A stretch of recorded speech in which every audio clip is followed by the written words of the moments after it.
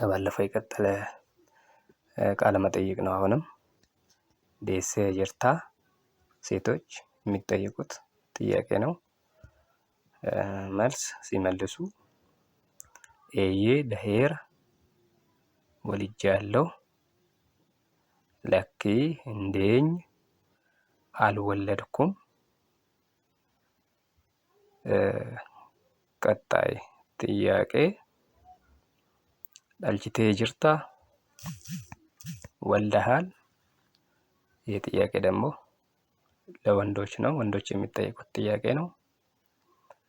መልስ ኤዬ ዳልቼር ወልጃለሁ፣ ለኪ እንዳልችን አልወለድኩም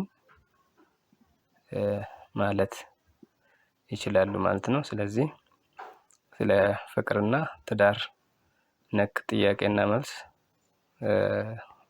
እዚሁ እንጨርሳለን። በ5 ከፍለን አይተነዋል።